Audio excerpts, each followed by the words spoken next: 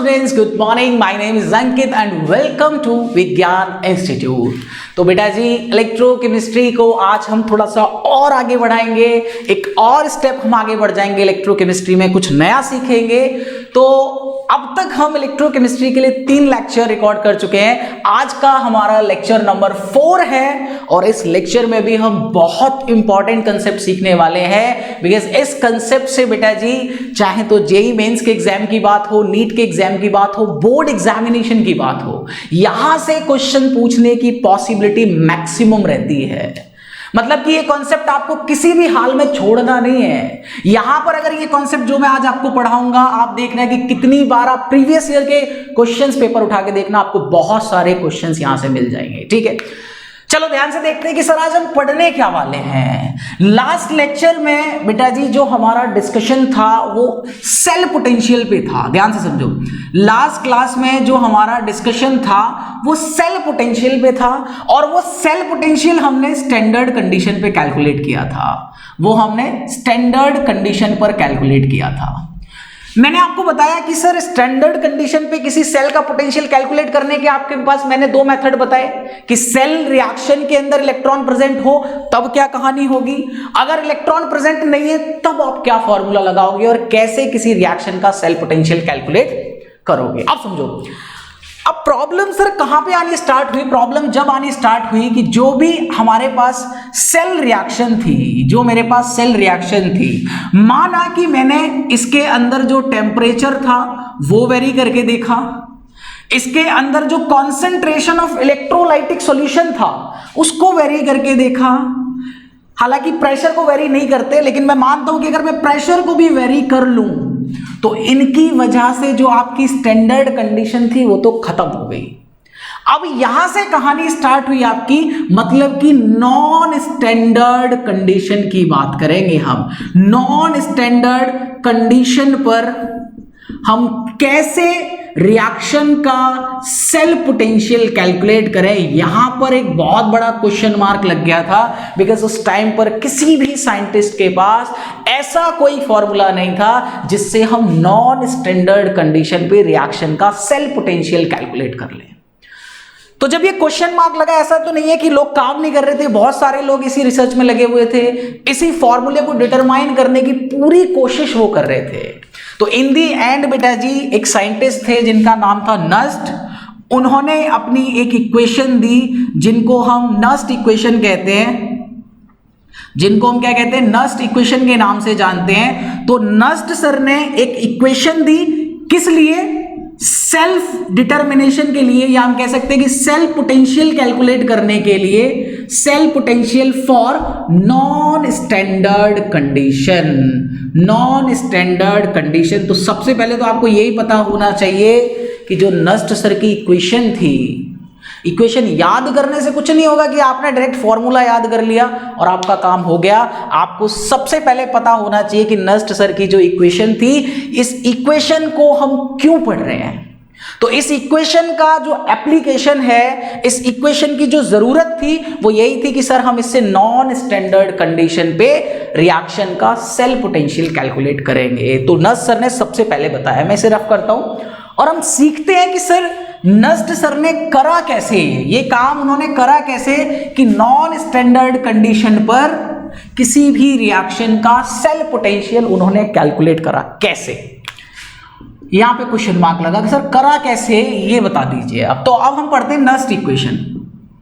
अब हम बात करते हैं किसकी, नस्ट इक्वेशन की। समझो इसको एक एक करके। नस्ट सर ने क्या करा कि उन्होंने थर्मोडायनेमिक्स से एक इक्वेशन उठाई। उन्होंने किसको यूज करा, उन्होंने यूज करा थोड़ा सा थर्मोडायनेमिक्स को, थोड़ा सा उन्होंने यूज करा बेटा जी थर्मोडायनेमिक्स की उन्होंने हेल्प ली।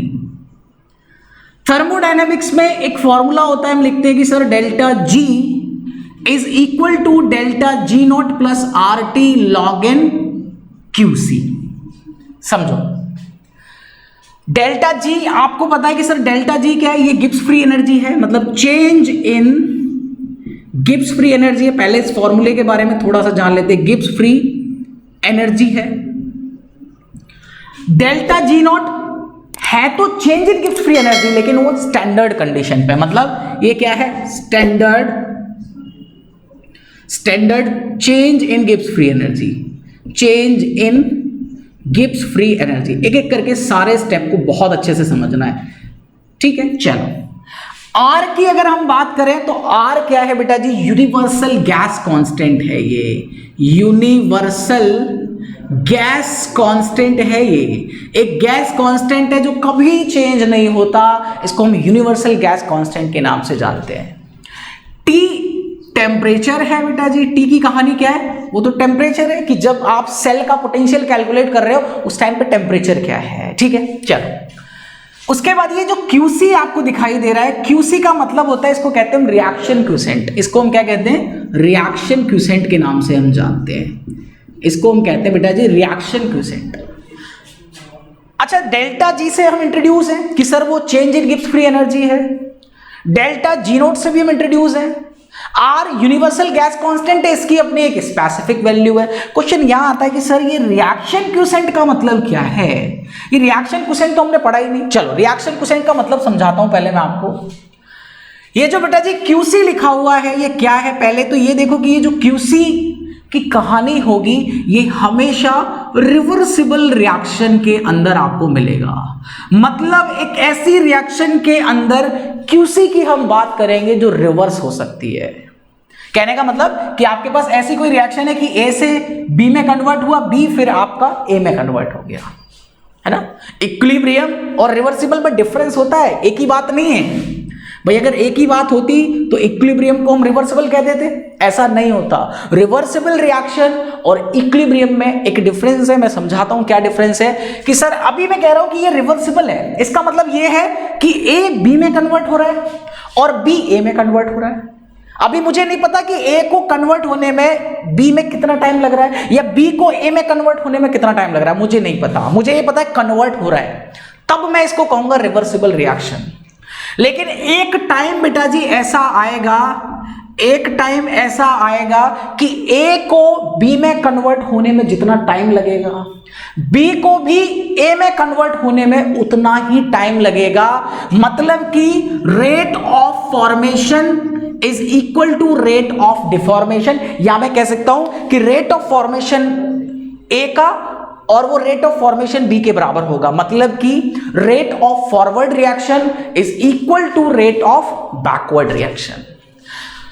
किसी रिवर्सिबल रिएक्शन के अंदर एक टाइम ऐसा आएगा जब rate of formation is equal to rate of deformation होगा, उसको हम कहते हैं बेटा जी इक्विलिब्रियम। उसको हम क्या कहते हैं? इक्विलिब्रियम। तो इक्विलिब्रियम एक ऐसी स्टेट है, एक ऐसी कंडीशन है जब रिएक्शन के अंदर फॉरवर्ड और बैकवर्ड जाने का रिएक्शन का जो रेट है वो इक्वल होगा, तब हम उसे क्या कहेंगे? इक्विलिब्रियम कहेंगे। मतलब कि अगर मैं यहां पर इसको रिप्रेजेंट करूं तो हम इसको KC से लिखते हैं, जिसका मतलब है इक्विलिब्रियम कांस्टेंट। इक्विलिब्रियम कांस्टेंट में क्या लेते हैं? प्रोडक्ट की कॉन्सेंट्रेशन अपॉन रिएक्टेंट की कॉन्सेंट्रेशन। तो यहां पर प्रोडक्ट की कॉन्सेंट्रेशन और रिएक्टेंट की कॉन्सेंट्रेशन का बेटा जी जो रेशियो है ये उस टाइम पर लेना है जब rate of formation is equal to rate of deformation. ये स्पेशल कंडीशन, मतलब कि इक्विलिब्रियम कंडीशन जब होगी तब आप जब इक्विलिब्रियम कांस्टेंट निकालोगे तभी आप प्रोडक्ट और रिएक्टेंट की कॉन्सेंट्रेशन चेक कर लेना कितनी होगी। अगर मान लो भाई ये तो एक स्पेसिफिक टाइम है कि जब दोनों का रेट बराबर हो, मैं कह रहा हूं बाकी जितना भी रिवर्सिबल रिएक्शन में बचेगा, मतलब कि जब rate of formation does not equal to rate of deformation, अब बराबर नहीं है भाई, दो चीज होंगी, या तो रेट बराबर होगा या रेट बराबर नहीं होगा। अगर रेट बराबर है तब तो इक्विलिब्रियम है, और अगर रेट बराबर नहीं है इसी को हम कहते हैं कि सर QC में प्रोडक्ट की कॉन्सेंट्रेशन अपॉन रिएक्टेंट की कॉन्सेंट्रेशन। ये भी रिएक्शन कोसेंट है, ये भी कॉन्सेंट्रेशंस के रेशियो में है और ये भी कॉन्सेंट्रेशंस के रेशियो में। डिफरेंस क्या है? यहां पर वो कॉन्सेंट्रेशन लेंगे जब इक्विलिब्रियम आपका आ जाएगा, मतलब इक्विलिब्रियम पर प्रोडक्ट और रिएक्टेंट की कॉन्सेंट्रेशन का रेशियो। ये कब है? कि जब दोनों के रेट बराबर नहीं है, जब इक्विलिब्रियम नहीं है, तब प्रोडक्ट और रिएक्टेंट के कॉन्सेंट्रेशंस का जो रेशियो होगा उसको हम बेटा जी QC कहते हैं। तो आप याद रखना कि जब मैं QC के अंदर प्रोडक्ट की कॉन्सेंट्रेशन अपॉन रिएक्टेंट की कॉन्सेंट्रेशन करूंगा। तो अंडरस्टूड रखना कि उस टाइम की बात है जब rate of formation rate of deformation के बराबर नहीं है। आई होप कि आपको इस थर्मोडायनेमिक टर्म के अंदर जितने भी डेरिवेटिव्स दिख रहे हैं इन सब का मतलब आपको समझ में आ गया होगा। अब हम आगे बढ़ते हैं, आप स्क्रीनशॉट ले लीजिए। चलो देखो, अब क्या करा नस्ट सर ने, जब ये इक्वेशन उन्होंने थर्मोडायनेमिक्स से उठा ली, थर्मोडायनेमिक्स से ये इक्वेशन उठाई और इक्वेशन उठाने के बाद उन्होंने क्या करा, ये इक्वेशन थी कि sir del G is equal to del G not plus R T log N Q सी।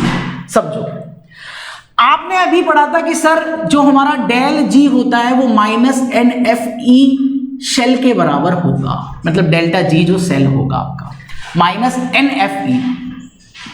ठीक है, मैं यहां डेल्टा जी सेल है मेरे पास, भाई सेल लगा दो, यहां भी आप सेल लगा दो, तो डेल्टा जी सेल किसके बराबर हो जाएगा sir, minus N F E cell के बराबर हो जाएगा, इज इक्वल टू, अगर स्टैंडर्ड गिब्स फ्री एनर्जी की बात करेंगे तो बस वहां पे क्या चेंज आ जाएगा, माइनस एन एफ तो रहेगा, यहां पे क्या हो जाएगा ई नोट शेल, मतलब अब आप स्टैंडर्ड सेल पोटेंशियल लोगे और यहां पे क्या है नॉन स्टैंडर्ड सेल पोटेंशियल। ये डिफरेंस है, अगर नॉट लगा रहा हूं तो मैं स्टैंडर्ड कंडीशन की बात कर रहा हूं, अगर नॉट नहीं है तो वो नॉन स्टैंडर्ड कंडीशन की कहानी है। तो अब ये लिखा प्लस बेटा जी, हमने यहां लिखा R T log N Q C. समझो, इतना काम कर लिया आपने। ठीक है, अब यहां से हम क्या करते हैं, मैं क्या करता हूं, मैंने minus N F E naught cell को तो इतना ही रहने दिया, ई शेल को, इसमें से माइनस एन एफ कॉमन ले लिया। जब माइनस एन एफ कॉमन लूंगा तो यहां ब्रैकेट में क्या बचा बेटा जी, ई नोट शेल बचा, माइनस कॉमन लिया है तो प्लस माइनस क्या हो जाएगा, यहां पे माइनस हो गया। इसके बाद ये आपका एज इट इज रहा R T log N Q C, because यहां पर एन एफ नहीं है तो आप क्या करोगे, एनएफ लेने के लिए आप यहां पे एनएफ का मल्टीप्लाई करोगे, एनएफ को डिवाइड करोगे तो आपके नीचे यहां पर एनएफ आ जाएगा, अगर आपने एनएफ कॉमन ले लिया।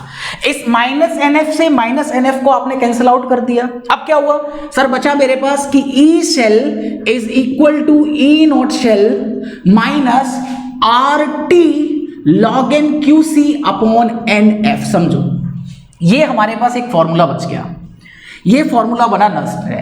नस्ट सर ने कहा कि सर इसमें बहुत सारी चीजें तो ऐसी हैं जो कांस्टेंट है, मैं बार बार उन कांस्टेंट की वैल्यूज को लगाकर क्यों कैलकुलेट करूं, वो तो बहुत डिफिकल्ट हो जाएगा उसको कैलकुलेट करना। तो उसके लिए हम क्या करेंगे, कुछ इसको थोड़ा सा और सॉल्व कर लेते हैं। इसको हम क्या कर लेते हैं बेटा जी, थोड़ा सा सॉल्व कर लेते हैं। थोड़ा सा सॉल्व कैसे करते हैं, ध्यान से देखो, सॉल्व हम इसको कैसे करते हैं। मुझे पता है कि सर R कांस्टेंट है, R क्या है मेरे पास, यूनिवर्सल गैस कांस्टेंट है, ये यूनिवर्सल गैस कांस्टेंट है, ये क्या है मेरे पास, यूनिवर्सल गैस कांस्टेंट है। इसकी बहुत सारी वैल्यूज होती है डिफरेंट यूनिट्स पे, है ना। अगर हम इसकी बात करें तो इसकी 8.314 भी मिल जाएगी वैल्यू आपको, इसकी वैल्यू 0.0821 भी मिल जाएगी, इसकी वैल्यू 1.98 भी होती है। ये कैलोरी में होगी, एक जूल में होती है, एक एटीएम लीटर में होती है।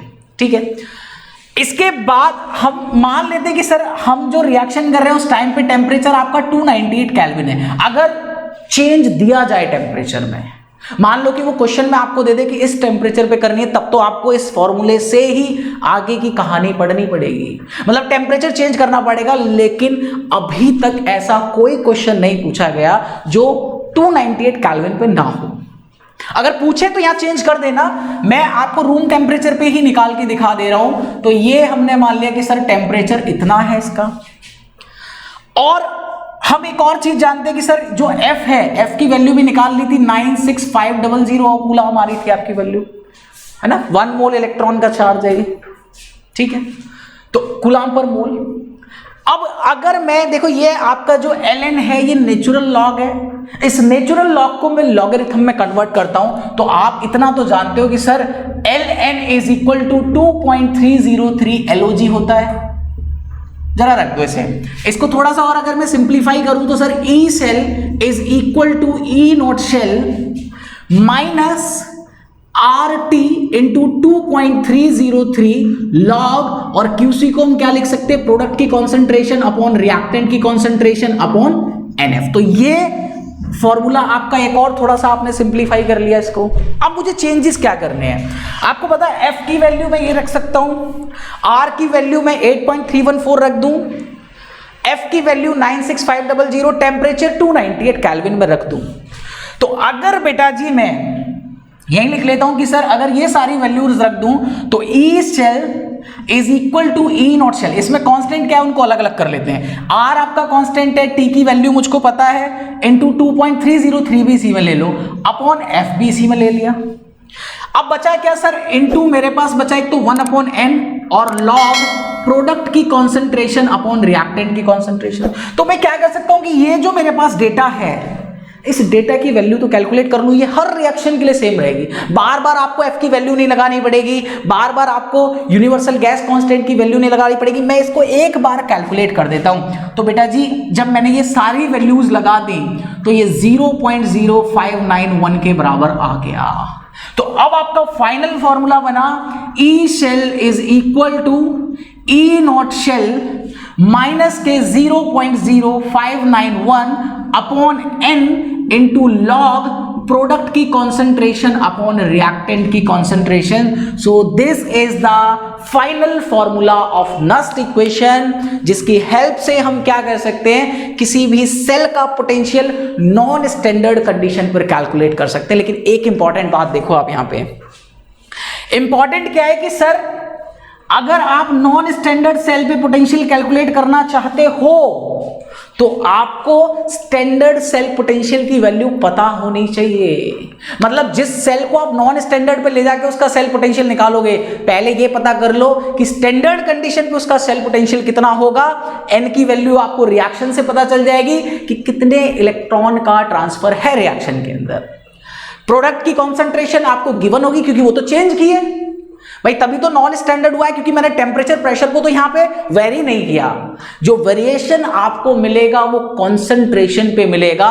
तो कॉन्सेंट्रेशन जो आपको गिवन हो वो कॉन्सेंट्रेशंस बेटा जी हम ले लेंगे। एक और बात मैं यहां पे बताऊं कि ये जो आपको कॉन्सेंट्रेशंस यहां पे लिखी हुई हैं, तो अगर कोई एलिमेंट कोई सब्सटेंस आपका सॉलिड स्टेट में है तो उसकी कॉन्सेंट्रेशन को हम यूनिटी कंसीडर कर देते हैं। अगर कोई सॉलिड स्टेट में है तो उसकी कॉन्सेंट्रेशन को हम यूनिटी कंसीडर कर देंगे, बिकॉज उसकी कॉन्सेंट्रेशन में बहुत ज्यादा वेरिएशन नहीं होता, इसलिए हम उसको 1 कंसीडर कर देंगे। यहां पर ये जितनी भी कॉन्सेंट्रेशन हम लेंगे वो या तो गैस की होंगी या फिर बेटा जी वो लिक्विड स्टेट के अंदर जो आपका सब्सटेंस प्रेजेंट है उसकी कहानी होगी। तो ये हमारे पास फाइनल फॉर्मूला है नस्ट इक्वेशन का, जिसकी हेल्प से हम किसी भी नॉन स्टैंडर्ड कंडीशन का रेट का, किसी भी अनकंडीशन, किसी भी नॉन स्टैंडर्ड कंडीशन पे आप सेल पोटेंशियल निकाल सकते हो। मैं एक बार रफ करके समराइज कर देता हूं सारी चीजों को कि कितने फॉर्मूले अब तक हमने पढ़ लिए, बिकॉज इलेक्ट्रोकेमिस्ट्री में ये बात इंपॉर्टेंट है कि कितने फॉर्मूले, बिकॉज यहां फॉर्मूले बहुत ज्यादा हैं। अगर आप क्वेश्चंस की प्रैक्टिस नहीं करोगे तो क्वेश्चंस की प्रैक्टिस ना होने की वजह से आप फॉर्मूलेज भूल जाओगे, और अगर फॉर्मूलेज भूल गए तो हो सकता है आप ड्राइव करो, और ड्राइव करने में बहुत ज़्यादा टाइम लगेगा। इसलिए कॉम्पिटिटिव एग्जाम्स में हमारे पास इतना टाइम नहीं होता। और आपको पता है कि जो आपका बोर्ड का एग्जाम इस बार है उसमें भी MCQs आएंगे फर्स्ट एग्जाम्स में, तो आपके पास इतना टाइम नहीं होगा कि आप उनको ड्राइव करो। तो एक आप समरी पेज बना लीजिए, उस समरी वाले पेज में टॉपिक जो भी आप पढ़ रहे हो उसमें कौन कौन से फॉर्मूले आए, टॉपिक फॉर्मूले, और उसको आप कई बार रिवाइज कर लीजिए, आपका काम हो जाएगा। तो ये सबसे अच्छा तरीका है ना, इससे आपको सारे फॉर्मूलेज आपके तैयार हो जाएंगे। ठीक है, तो मैं देख लेता हूं कि सर अब तक हमने क्या क्या फॉर्मूले पढ़े, मैं आपको समरी बनवा देता हूं। सबसे पहला काम हमारा क्या था कि हमने स्टैंडर्ड सेल पोटेंशियल देखा, स्टैंडर्ड सेल पोटेंशियल कैलकुलेट करा। इसकी 2 कंडीशन थी, अगर इलेक्ट्रॉन प्रेजेंट है या फिर नो डायरेक्ट इलेक्ट्रॉन प्रेजेंट है। अगर इलेक्ट्रॉन है तब हमने देखा था कि sir E naught cell is equal to कितना आ रहा था, N1 E naught oxidation plus N2 E naught reduction upon N3। और अगर इलेक्ट्रॉन प्रेजेंट नहीं है तो आप लिख सकते हो कि sir E naught cell is equal to E naught oxidation plus E naught reduction. इतना काम आपने देख लिया, ध्यान से समझो एक एक बात को, इतना काम आपने देख लिया। ठीक है, चलो अब इसके बाद की अगर मैं बात करूं तो हमने एक और फॉर्मूला देखा था कि सर गिब्स फ्री एनर्जी का कि delta G is equal to minus nFE. यहां से भी डायरेक्ट क्वेश्चंस आपको मिलते हैं, वो देख लेना कि अगर आपको ई नोट शेल चाहिए तो यहाँ डेल्टा जी नोट निकल जाएगा, अगर आपको खाली ई शेल चाहिए तो डेल्टा जी निकल जाएगा। तो यहां से भी डायरेक्ट क्वेश्चन कई बार एग्जाम्स में पूछे गए हैं। अभी एक बहुत इंपॉर्टेंट क्वेश्चन आपसे पूछूंगा मैं। दूसरा हमने क्या करा, दूसरा फॉर्मूला हमने एक देखा था कि sir delta G is equal to delta G not plus R T log N Q C. ये फॉर्मूला भी आपके काम में आएगा, बिकॉज बहुत सारे क्वेश्चंस में आपको इस फॉर्मूले से ही कैलकुलेशन करनी पड़ेगी। ठीक है, इसके बाद अभी हमने एक नस्ट इक्वेशन मतलब नॉन स्टैंडर्ड कंडीशन पर सेल पोटेंशियल को कैलकुलेट करा, जिसको हमने नस्ट इक्वेशन नाम दिया, और वो हमारी इक्वेशन थी कि sir E cell is equal to E naught cell minus के 0.0591 upon N into log product की कॉन्सेंट्रेशन अपॉन रिएक्टेंट की कॉन्सेंट्रेशन। तो एक फॉर्मूला हमारे पास ये हो गया। अब तक हम 1 2 3 4 5 5 फॉर्मूले ड्राइव कर चुके हैं, और इनसे रिलेटेड क्वेश्चंस बेटा जी एग्जाम्स में पूछे जाते हैं, तो अच्छे से इन फॉर्मूलेस को एक बार पढ़ ले। को एक दो बहुत इंटरेस्टेड क्वेश्चन कराता हूं जिसमें बच्चे फंस जाते हैं क्वेश्चंस में। क्वेश्चंस कैसे, देखो क्वेश्चंस का फिनोमेना तो मैं आपको नेक्स्ट क्लास में लेके आऊंगा। नेक्स्ट क्लास में आपको बहुत अच्छे अच्छे क्वेश्चंस कराऊंगा, ऐसे ऐसे क्वेश्चंस कराऊंगा जो आपने देखे ही नहीं होंगे। और आपने अगर मेरी वीडियो को बहुत अच्छे से देखा है, बहुत अच्छे से समझा है, तो you can do all kinds of question of electrochemistry. आप राजा हो इलेक्ट्रोकेमिस्ट्री के। ठीक है, चलो देखो क्वेश्चन मेरा ये है कि एक रिएक्शन मैंने ले ली, कोई भी एक रिएक्शन ले ली मैंने। रिएक्शन मेरे पास यही है, मान लो कि एक रिएक्शन है कि सर जिंक से मैं Zn+2 गया और यहां पे 2 इलेक्ट्रॉन मैंने निकाल दिए। समझो मैं कह रहा हूं कि सर इस रिएक्शन का जो पोटेंशियल है ई नॉट शेल आपने जो निकाला वो मैंने मान लिया कि x है, मुझे इसका अमाउंट नहीं पता, मैंने x मान लिया। ठीक है, अब मैं कह रहा हूं कि सर अगर मैं इस रिएक्शन में 3Zn कर दूं, 3Zn2+ कर दूं और 3 2 6 इलेक्ट्रॉन कर दूं, तो इसका जो ई नॉट डेस शेल होगा वो कितना होगा? Question is that. और ये क्वेश्चन एक बार जेईई मेंस में पूछा गया है, बहुत इंपॉर्टेंट। मतलब मैं ये नहीं कह रहा एग्जैक्ट यही वर्डिंग थी, हो सकता है भी वहां डेरिवेटिव्स चेंज थे, मतलब आपके ये चेंज थे, मेटल कौन सा था, मैं बस क्वेश्चन का टाइप बता रहा हूं कि इस तरीके का क्वेश्चन जेईई मेंस में एक बार पूछा था, और 4 नंबर का चमकता हुआ क्वेश्चन था ये, 4 नंबर का। आप सोचो जरा, आप सोचो, थोड़ा सा वीडियो को पॉज करो और पॉज करके दिमाग लगाओ कि सर अगर इसका पोटेंशियल x है, तो अगर मैंने इसमें किसी चीज की मल्टीप्लाई कर दी तो उसके पोटेंशियल पर क्या फर्क पड़ेगा? जरा मुझे सोच के बताओ।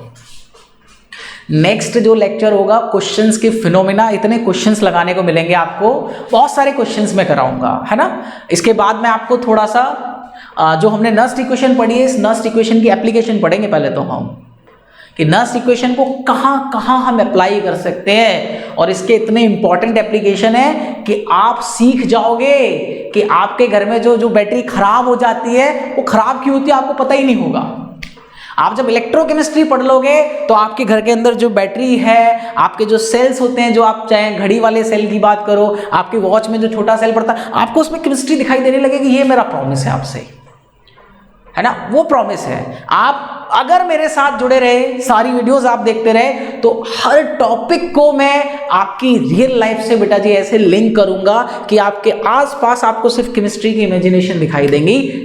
I promise, I will promise you. अब ये क्वेश्चन है कि सर जिंक का पोटेंशियल इतना है, तो जिंक अगर मैंने 3 का मल्टीपल कर दिया तो पोटेंशियल पे क्या फर्क पड़ेगा? क्या ये पोटेंशियल 3x हो जाएगा? अगर 3x हो जाता, इतना दिमाग लगा लो कि अगर बेटा जी ये 3x हो जाता तो ये क्वेश्चन मैं आपसे पूछता ही नहीं।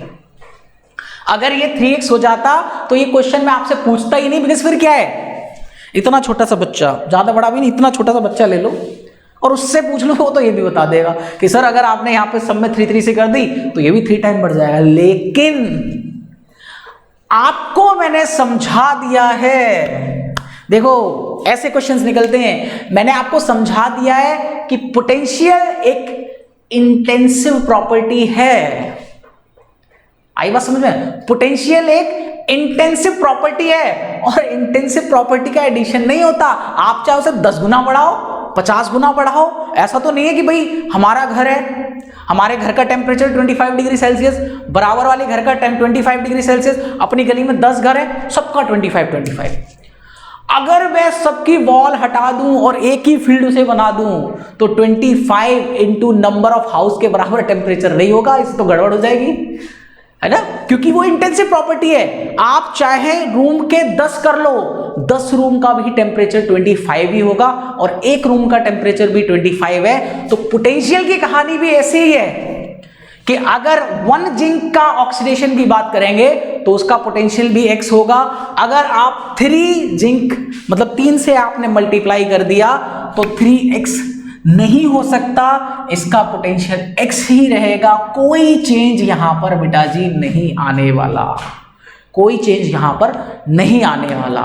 अब अगर आपसे वो पूछे कि इसका डेल्टा जी कितना होगा, डेल्टा जी नॉट सेल कितना होगा, वो इंटेंसिव नहीं है, वो एक्सटेंसिव है। ये चेंज हो सकता है सर। अब ये चेंज कैसे होगा, because it is NFE naught cell. अब आपको इलेक्ट्रॉन का चेंज यहां पर देखना पड़ेगा। यहां पर इलेक्ट्रॉन का चेंज आप देखोगे, F फैराडे वैल्यूज लगाओगे, E नॉट शेल आप लगाओगे तो यहां पर आपको थोड़ा सा चेंज दिखाई देगा, लेकिन ये E नॉट शेल x ही रहेगा आपका, इसके अंदर चेंज नहीं आएगा। तो खाली ऐसे क्वेश्चंस नहीं कराऊंगा आपको कि जो बस दुनिया में चल रहे हैं क्वेश्चंस सब करा रहे हैं उन्हीं के पीछे मैं भगाऊंगा आपको, नहीं, एक से एक नए क्वेश्चंस आपके लिए लेके आऊंगा जो सच में आजकल के कॉम्पिटिटिव एग्जाम्स की जो डिमांड है, जो अपकमिंग एग्जाम्स में क्वेश्चन आ सकते हैं, बहुत डिमांडिंग क्वेश्चंस मैं आपके लिए लेके आऊंगा। तो मजेदार ये सेशन आपका रहने वाला है। अगर आप इस सेशन को लगातार बहुत अच्छे से पढ़ोगे तो आप देखना कि केमिस्ट्री, फिजिक्स, बायोलॉजी सब एक से एक मार्वलस टीचर आपको यहां दिखाई देंगे। सबके पढ़ाने का मेथड आप टैली कर लेना किसी से कि ऐसा मेथड आपको कहीं नहीं मिलेगा। जितना कंटेंट हम आपको प्रोवाइड कराते हैं इतना आपको कहीं नहीं मिलने वाला, है ना, और वो भी फ्री ऑफ कॉस्ट पढ़ रहे हो आप, मजे लो, एंजॉय करो, केमिस्ट्री को, फिजिक्स को, सारे सब्जेक्ट्स को एंजॉय करो। तो अब हम नेक्स्ट क्लास में अपनी मिलेंगे और नेक्स्ट क्लास के अंदर बेटा जी हम डिस्कस करेंगे जो हमने नस्ट इक्वेशन पढ़ा है, इस नस्ट इक्वेशन को हम अप्लाई कहां पे करें, इसका एप्लीकेशन क्या है। तो नेक्स्ट सेशन भी बहुत मजेदार होने वाला है और नस्ट इक्वेशन से तो क्वेश्चन आते आते हैं, नस्ट इक्वेशन की एप्लीकेशन से भी क्वेश्चन आते हैं। आप कहोगे कि सर आप जो भी टॉपिक पढ़ाते हो बहुत इंपॉर्टेंट है, बहुत, ये सारे टॉपिक्स बहुत इंपॉर्टेंट है, बस आप पढ़ते रहो। कोई टॉपिक ऐसा जो समझ नहीं आ रहा वो मुझसे आप पूछो, मैं एक नहीं 1000 बार आपको बताऊंगा, आपको जरूर रिस्पॉन्स करूंगा। हमारे पास इतनी सारी सोशल साइट्स हैं, आप कहीं भी उस पर लिखो कि सर ये बात समझ नहीं आई, हम समझाएंगे। और अभी थोड़े दिन और रुको, 1-2 दिन और रुको, मैं आपको PDF प्रोवाइड कराऊंगा जिसमें बहुत सारे क्वेश्चंस होंगे, आप लगाओ, सारे क्वेश्चंस आपसे होंगे अगर दिमाग खुला हुआ है और वीडियो अगर आपने कंसंट्रेशन से देखी है तो, ठीक है। चलो, तो नेक्स्ट क्लास में हम डिस्कस करेंगे एप्लीकेशंस ऑफ नस्ट इक्वेशन और धमाके से उसको भी स्टार्ट करेंगे लेक्चर नंबर 5 को।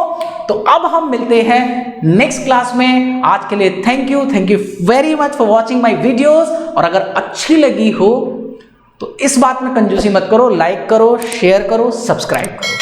आपका एप्रिसिएशन ही हमारे लिए सब कुछ है, ठीक है। मिलते हैं नेक्स्ट क्लास में, ओके, बाय बाय।